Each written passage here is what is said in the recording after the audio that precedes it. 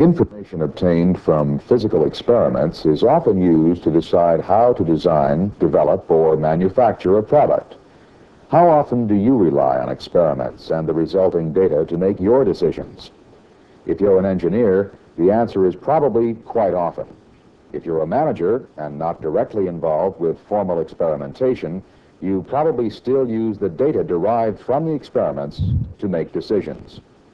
We can't talk about data or decision-making without the word statistics entering the conversation. Although the term statistics is familiar, not many of us are familiar with how statistics can be used. Statistics is not just tables and graphs of numbers that can be manipulated to support or deny an argument. Statistics, as it is applied to the planning and collection of data, can impact timeliness, validity, quality, and comprehensiveness of scientific data. This data, in turn, can be used to improve the design of a product as well as the quality of the manufactured hardware.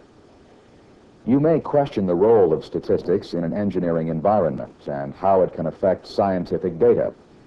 We hope to demonstrate exactly how and why statistics is a valuable tool as it affects scientific data in physical experiments. But in fact, statistics is more than just a tool. It is a way of viewing the world around us. It constitutes a way of quantifying and interpreting the realities of variability in physical phenomena, whether they be production processes, product design and product function, marketing trends, or accounting practices. The statistical point of view touches almost every aspect of our work, but we often ignore its presence. In engineering, we tend to think in very precise terms, and we pride ourselves on a first principles approach to problem solving. And yet, everyone knows that a theoretical approach to modeling actual events requires verification of their appropriateness. Verification for appropriateness requires observation of the process at work. Observation of the process at work means the collection of data in an environment subject to variable conditions. But the presence of variable conditions means the need to design and interpret experiments statistically. Today, American industry is hearing a lot about productivity and the quality of manufactured goods in Japan, and rightfully so, for the Japanese have been most successful. The reasons for the success of the Japanese are many, and it would be an oversimplification to point to one single factor. But there are some observations.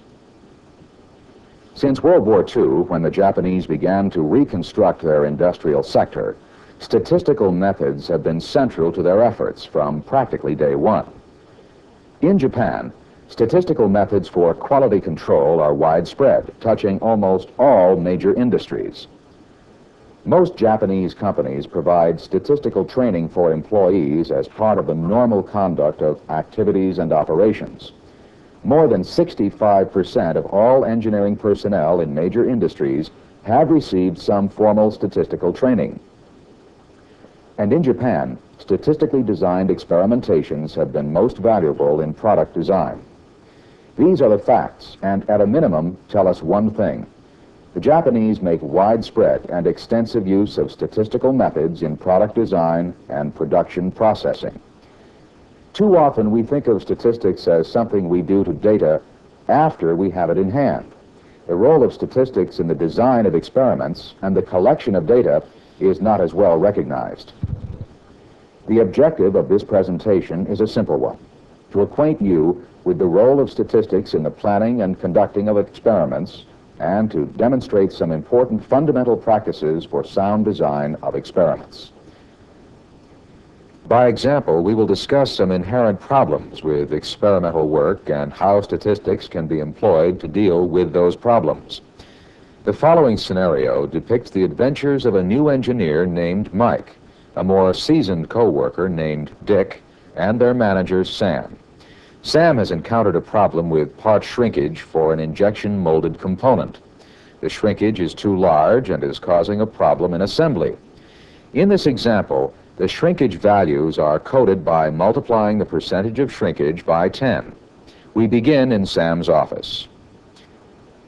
Okay, we've been given the assignment of studying the injection molding process. It seems that when certain parts are molded, they experience excessive shrinkage. I'm giving the project to the two of you. I'd like you to study the injection molding process, then determine how shrinkage can be reduced. Sam, I think we're in luck. I worked in plastics before and have a lot of experience with injection molding machines. I can guarantee you I know just what the problem is right now. The mold temperature is too high. We all know that mold temperature is the single most important factor that affects part shrinkage. Well, Dick, we also know that injection molding is a fairly complex process. There may be more than one factor that influences shrinkage. I think you should run some tests using the injection molding machine in the lab. Don't worry. We'll have this problem solved in no time at all. I'll solve this problem by the end of the day. Impress Sam with my ability to quickly get to the heart of the problem. With Mike's help, I should be done with the testing by noon. Kid is young and inexperienced, but I'll do him a favor. Show him just how we approach such a troubleshooting task in industry and get the job done. Here's the plan, Mike. We'll run two tests, one at a low temperature and one at a high temperature. This will prove to Sam that reducing temperature will reduce shrinkage.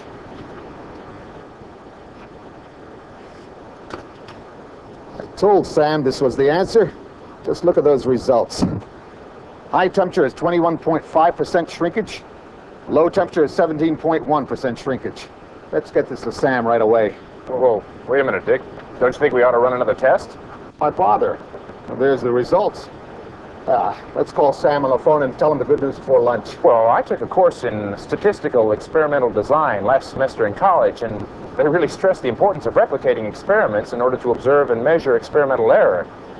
Running the same test 2 or 3 times will produce different results. You have to judge the average difference you observe against the possibility that it could have occurred solely by chance. It doesn't make sense to waste time. We've already got good results. Just to make you happy, I'll run another set of tests. It's almost 10:30. Turn up the screw speed so we can get these 2 repeat tests done faster. But Dick, if we increase the screw speed, we may run into a problem. Hey, Chris, did I tell you I was going to buy you lunch today? I can't hear you. Increase the screw number. Hey, you didn't mix up these specimens, did you? No, I was very careful in making the shrinkage measurements. Why? Well, look at these results. At low temperature, the shrinkage is 27.6%. And at high temperature, the shrinkage is 15.4%. The shrinkage is much worse at the low temperature, but even better at the high temperature. You must have reversed the results on the data sheet. Hand me that eraser. No, wait. I knew we shouldn't have messed with that screw speed. Now, that probably affects shrinkage, too. No, screw speed has nothing to do with shrinkage, I know. Remember, I've worked with injection molding before. But I did notice that the holding pressure has dropped some since the first tests. We better readjust holding pressure back up to the original level and run one more test at the higher temperature. Look at this test result. I can't believe it. Now the shrinkage is 28.2%. I'm afraid we're playing around too much with these machine settings. Things are getting all confused. No, I think I know what the problem is. In the past, I've sometimes had to increase the gate size when I've had shrinkage problems. Hey, give me that hand grinder. I'll open up the gate a little. See? Shrinkage has been reduced a little. Now it's 23.8%. That's still not good. We had early test results around 15 to 17%. You know, that high temperature test we ran after we increased the screw speed was done when the holding pressure had drifted lower. Maybe we better reduce the pressure and run just one more test. Well, you know, it's 11:45. I'm getting hungry. Oh, hold on for a little while. We've almost got this solved. Well, maybe we should reduce the screw speed, too, so we're back to where we started. But remember, for those first 2 tests, the lower temperature gave better shrinkage results, just like I knew they would. You're right. Let's reduce the temperature, too. Now, you must have read the shrinkage incorrectly. Now we have 22.1%. That's still too high considering all that we learned this morning. Look, my reading is correct. We never should have opened up the gates. Well, I'll fix that. Push that arc welder over here.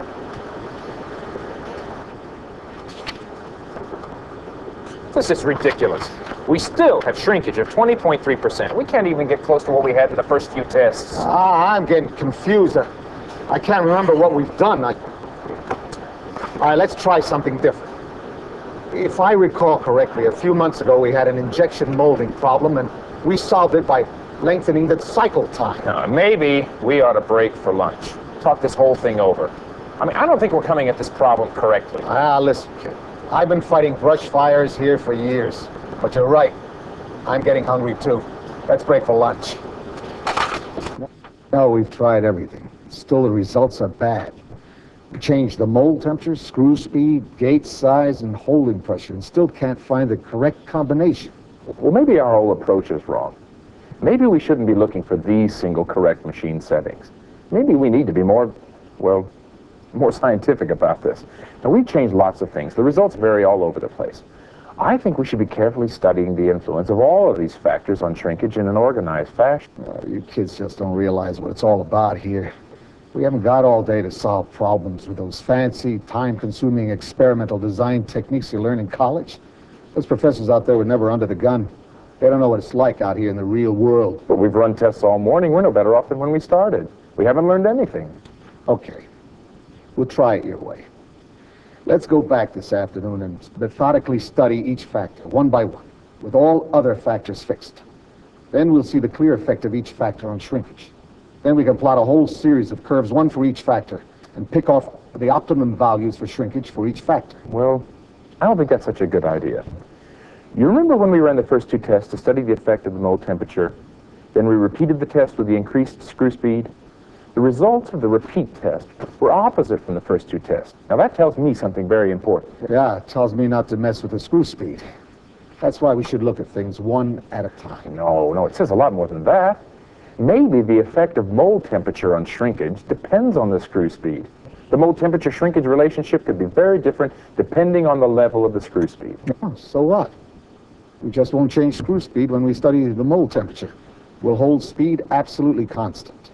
Okay, but what screw speed will you pick? Well, any speed, it doesn't matter. Oh, I think I see your point. All right. How do you think we should handle this problem? We better study the process variables in order to reveal the interaction which may exist among them in a joint test plan. Let's go back to the office. I'll show you how we can do this with only a few tests. While Dick and Mike are trying to design a plan for experimentation, let's look at some of the common pitfalls in experimental work that Dick fell prey to. First of all, Dick entered into his experimental tests with a strong preconceived notion about what was wrong and what would solve the problem. He therefore designed a very narrow experiment to support his conviction. Since his original notion was incorrect, the results from the test left him with no basis to move forward with more experiments in an informed fashion. He simply continued to guess what might solve the problem. We can see that although past experience is a tremendous guide in conducting physical experiments, it sometimes promotes tunnel vision and may lead one down the wrong path. This may happen in any experiment. But the key here is to be able to recover quickly and move in the right direction. Dick also failed to recognize the importance of getting input from a variety of sources. No one person should have responsibility to completely design and conduct an experimental program alone, particularly if they are very close to the problem or an expert in the area under study. Scientists and engineers should design and run their own experiments, but they should be aided by others who can ask the right questions and provide statistically oriented guidance. Dick failed to identify the presence of variability in data and how repeating tests can be used to determine the level of uncertainty in the data so that results can be interpreted in light of the variability in the experiment. Let's get back and see what Mike has to offer toward the solution to this problem. Now, first, we should list all the variables or factors which could potentially influence shrinkage. Then we should use all past experience. But let's be careful not to be too close-minded about what will or will not have an effect. All factors are probably not important, but the question is, which are the important ones? Now, we're looking at the problem of screening variables by using a designed experiment. All right, let me make up a list. Here's a list of 7 factors that may be important. The mold temperature, moisture content, holding pressure, screw speed, booster pressure, cycle time, and the gate size. All right. Well, we really should do some type of factorial experiment. This will allow us to vary factors together. Yeah. And in order to get a good idea about the way changing a factor affects shrinkage, we better have at least 4 levels of each factor and look at all possible combinations.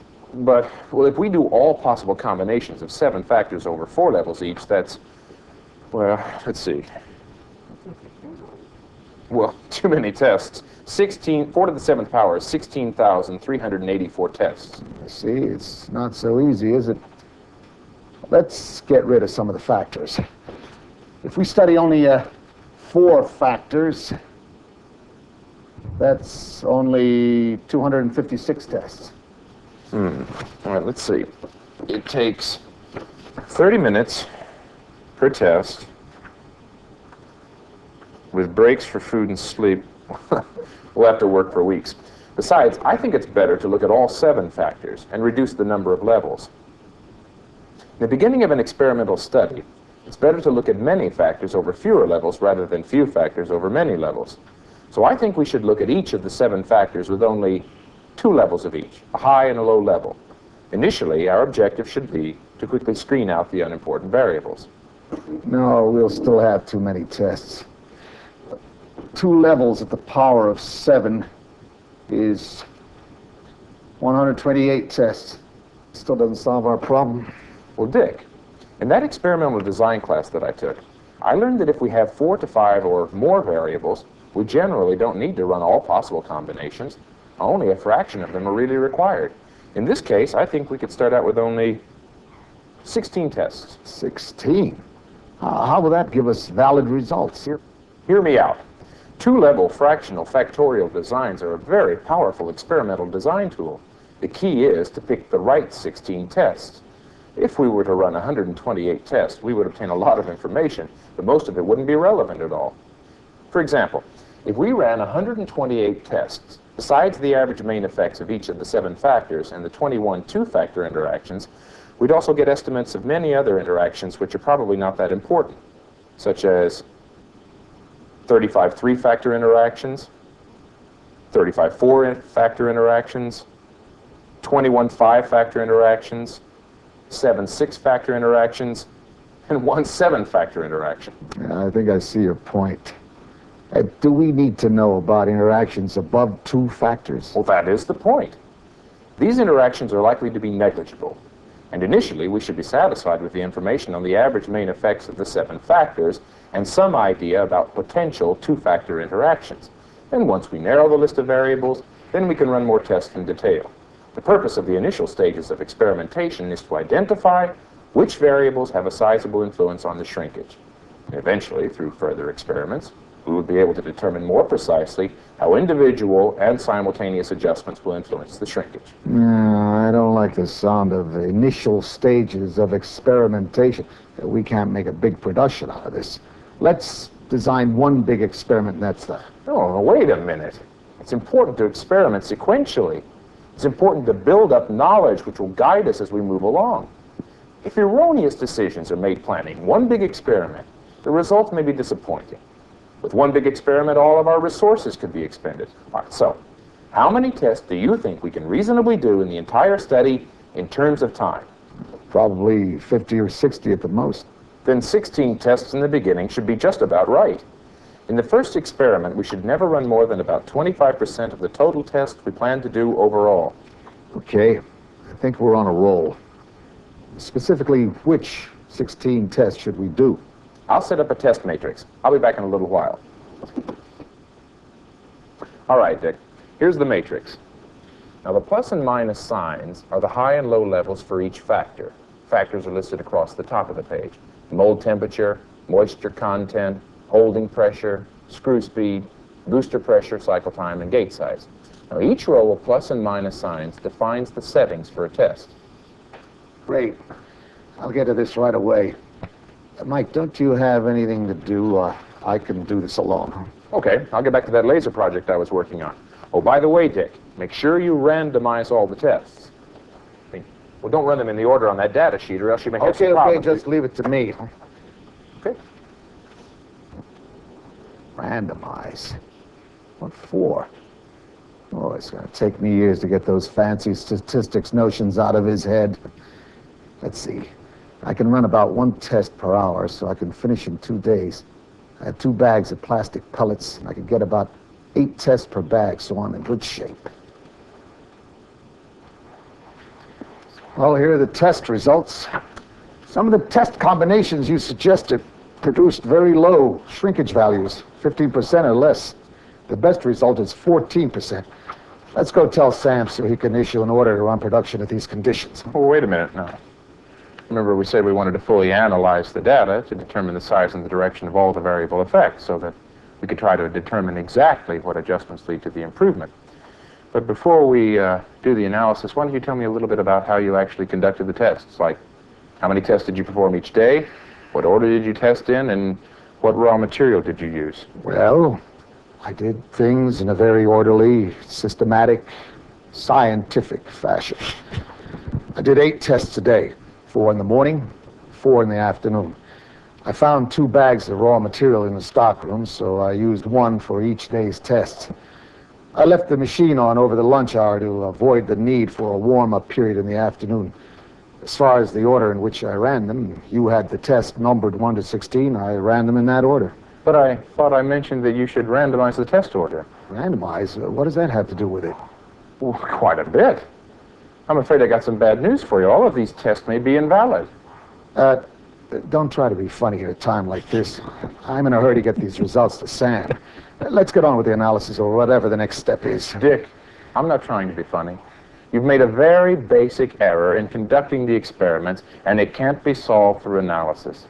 It's the experimental procedure that may be invalid. Well, I know you're busy these days with other projects. I'll have Jack help me with the analysis. No, that's no good. Your results are likely to be totally misleading. Just let me explain. First of all, those 2 bags of material may have come from 2 different suppliers or 2 different batches. Now, even though the chemistry is supposed to be the same, it's probably not, due to supplier or batch-to-batch differences in actual material and preparation. Now, if you look at the table of tests I gave you, you'll see that the 8 tests with the low screw speed were done first, and then they were followed by the 8 tests at the high screw speed. That means the screw speed levels exactly coincide with the 2 bags of material. Any effect that raw material may have on shrinkage is confused with the screw speed effect. And furthermore, the different raw material sources may inflate the level of experimental error and make it more difficult to clearly see the real variable effects. Also, look at the plus and the minus sign columns associated with the holding pressure. All of the plus levels were afternoon tests, all of the minus were morning tests. Now, due to the warm-up effect, the machine may perform better after it's been on for a few hours. Now the warm-up effect is confused with the holding pressure effect. Well, can't we work this out in the analysis? Afraid not. It's too late. The problem is one of actual test conduct. They're going to have to rerun these tests. Yeah, I noticed the machine was vibrating some. I'll tell Sam there was a problem with the machine and I have to do the tests again. Tell him what you want. But this time, let's do it right. Often unknown factors varying out of control during the experiment can produce trends in the data, such as the machine warm-up effect. And we can counteract these forces by randomization to avoid biasing the data in a particular direction. This way, we guarantee approximate validity of the test procedure. This is why I suggested that you randomize the test in the first place. And further, when known sources of nuisance variation are present, such as the fact that the raw material came from different suppliers or batches, we can block out this variation. Without blocking, the experimental error is inflated by large differences in performance which may occur solely due to the difference in materials.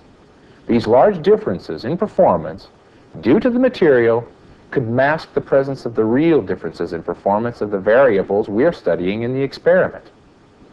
In this experiment, we can run the 16 tests in 2 blocks of 8 tests each, 1 for each material bag. This actually amounts to adding an 8th variable, the raw material, with 1 of the bags for minus tests and 1 of the bags for plus tests. In this way, we will separate the material effect from the other variables We'll even be able to see if the shrinkage is different for different material batches. All right, Dick. Here's a randomized test sequence for you to run. Now run them according to the test order that I've established. In this case, it would be inconvenient to totally randomize because of the changing raw material from test to test. So we'll randomize within each block, but run all the tests in block 1 first, then block 2. You've been very helpful. I think this series of tests will give us valid results. I'll start on the test immediately so I can give Sam the answer he needs. While Dick's performing the tests in the correct manner, let's go back and review what he has learned from this experience. Dick, first of all, failed to appreciate the notion of variability that is inherent in the experimental environment. The same test conditions replicated produce different results. This will naturally occur due to many factors which by themselves are of little consequence, but when aggregated tend to produce an observable variability in data. To determine the magnitude of experimental error, some replicate tests should be performed. Dick initially failed to appreciate that factors are often related in terms of the way they influence experiments. Variable interactions or interdependencies, more often than not, are the key to solving a problem. Mike met this problem head-on by designing the experiment using the two-level fractional factorial. This way, he could obtain estimates of the interactions from the data. Dick did not appreciate the sequential nature of experimentation, the notion that the experimental procedure should enable one to move from a state of little knowledge to a state of advanced knowledge by a process of elimination of unfruitful paths and an elevation of fruitful paths for future study. We should think of experimentation as a four-stage iterative procedure. These stages are conjecture, design, experiment, and analysis. The design should be made to test the initial conjecture, and the analysis of the data should lead to a new conjecture, followed by a new design, and so on. Dick also failed to recognize that certain unknown forces could be influencing results over a series of experiments in a structured or correlated manner that produce a trend in the data.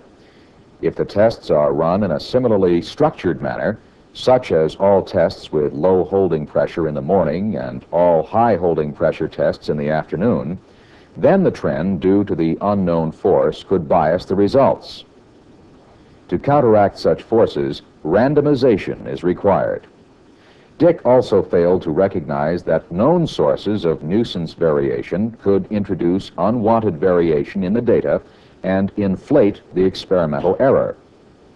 Even if randomization does distribute the nuisance variation so it affects all things equally, another concept called blocking can eliminate altogether some sources of error. Now that Dick has learned some important lessons in how statistics can help with the planning and conducting of an experiment, let's see what the data actually reveals. Mike, I've completed all the tests in the manner we've outlined, and I'm ready to analyze the data. Here's a table of the results. The shrinkage values range from 14 to 27%. Good. I'll take the data, do some calculations, get back to you later. Thanks. That'll give me some time to make some phone calls. It is now 4 hours later. Additional experimentation has been completed in order to isolate the significant two-factor interaction. Dick, have the results. Look pretty interesting. Oh, what took you so long? Sam's been bugging me about giving him the results. Well, relax, and I'll explain what I did. Now, the complete analysis of this experiment is somewhat involved, but let me explain some of the key elements of this type of experimental design by examining only a portion of the results. Now, let's focus on two of the variables, screw speed and holding pressure. Now, this can be thought of as 2 to the power of 2 factorial, which geometrically can be represented as a square. Now, the 4 tests required are the corners of the square. Now, in this geometric representation, there are 2 comparisons that we can make which say something about the effect of holding pressure when screw speed is held constant. At a low level of screw speed, increasing holding pressure increases shrinkage by 0.9%. At a high level of screw speed, increasing holding pressure increases shrinkage by 10.1%. Then on the average, increasing holding pressure increases shrinkage by 5.5%. We call this the average main effect on holding pressure. We can do a similar calculation with the screw speed. In this case, the average main effect of screw speed is, it's like 1.2%. Hey, this is simple. Let me see if I understand. On the average, increasing holding pressure increases shrinkage, and increasing screw speed increases shrinkage.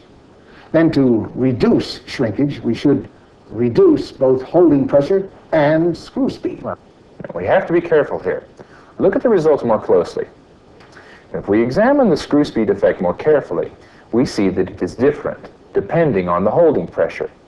When holding pressure is low, increasing screw speed actually decreases shrinkage. But when holding pressure is high, increasing screw speed increases shrinkage. The average main effect of screw speed alone is somewhat deceiving. These two variables interact in terms of how they influence shrinkage. Now we can determine the degree of interaction by looking at the average difference in the individual main effects. At low holding pressure, the increasing screw speed decreases shrinkage by 3.4%, whereas at high holding pressure, increasing screw speed increases shrinkage by 5.8%. The average difference in these two effects is therefore large, 4.6%, which means that a strong two-factor interaction is present. And we can represent the average main effect and interaction effect information we've obtained from the experiment as an equation to predict shrinkage as a function of holding pressure and screw speed. Shrinkage at any given values for holding pressure and screw speed is equal to the average of the four tests forming the square plus the average main effect of holding pressure over 2 times the holding pressure plus the average main effect of screw speed over 2 times the screw speed plus the interaction effect between holding pressure and screw speed over 2 times the product of holding pressure and screw speed. Numerically, this equation is percent shrinkage equals 19.75 plus 5.5 over 2 times holding pressure plus 1.2 over 2 times screw speed plus 4.6 over 2 times holding pressure times screw speed. Now we notice two things about this equation. One, the interaction effect coefficient is quite large. It is a significant part of the equation. And two, in terms of the square, shrinkage is predicted to be smallest when holding pressure is at its minus level and screw speed is at its plus level. Because of the presence of the strong interaction, shrinkage is not lowest when both holding pressure and screw speed are at low levels. Actually, the combination of high screw speed and low holding pressure will tend to reduce shrinkage the most. It's the interaction between the screw speed and holding pressure that's the key here. But it seems we ran this test at the very beginning. Why didn't we see it then? Well, we did run this test, but because we were testing in such a haphazard fashion and not running experiments, we didn't realize what we had. When you increased screw speed to rerun the mold temperature tests, we got two different shrinkage percentages. Now, you were so preoccupied with finding a nice temperature effect that you shrugged off the downward drift in holding temperatures during the test. You thought it messed up the test, so you quickly increased the holding pressure. When you did that, shrinkage increased greatly. The screw speed you thought was unimportant turned out to be quite important. Further, it was the interaction between holding pressure and screw speed that is the key here to solving the problem. Now, the one factor at a time experiment you wanted to run would never have revealed this. You really know how to turn the screw. Well, I just hope you learned something from the experience. Hey, I really have. Sam will be so pleased with my performance on this project. See, I know you're busy. I'll save you the time and show Sam the results myself. Wait, I'm coming with you. Oh, really? I'm very pleased with the teamwork you two have displayed. Dick, with your experience in plastics, and Mike, with your background in statistics, you've been able to come up with a solution to the problem. Thanks. I'll pass the information on to everyone concerned. Dick may not have learned humility from this experience, but hopefully he did learn some important concepts he can carry with him when he plans and conducts experiments in the future, such as the importance of not prejudicing experimentation with preconceived notions of the results, the nature of variability and the importance of test replication, the importance of recognizing the potential presence of variable interactions and how they may be determined through planned experimentation. The fundamental difference between testing haphazardly to hit upon an attractive result and experimentation, which reveals the magnitude and direction of variable effect. The power of using only a fraction of a full factorial design to study many variables in relatively few tests. The importance of randomization to counteract unknown sources of nuisance variabilities. Blocking as a tool to eliminate known nuisance variation. And if the experiment has been properly designed, the analysis of the data is straightforward and easy to perform. The scenario we have just seen with Sam, Dick, and Mike typifies a very common application of statistical experimental design techniques in the manufacturing process troubleshooting. When process performance deteriorates or when erratic behavior is present, these techniques may be a powerful means to comprehensively evaluate the relationship between controllable factors of the process and measures of the process performance. But keep in mind that the methods of planned experimentation have far broader applications beyond manufacturing process improvement.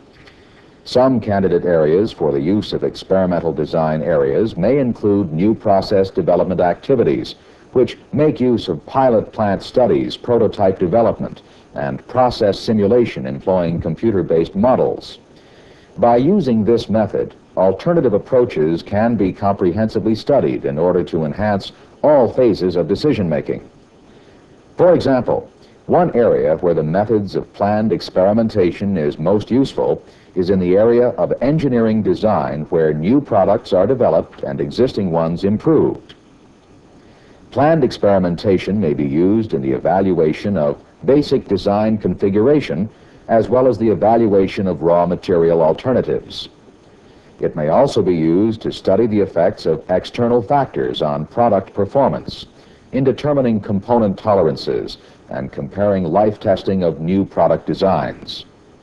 The impact of using these methods in new product design will not only lead to better product performance, but also will significantly reduce product development lead time as the market demands.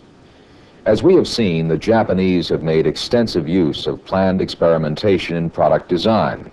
They have found out that longer product life and more trouble-free field performance were a result of using this method. This leads to the reduction of design lead time, the reduction of material cost, and the reduction of overall costs in general.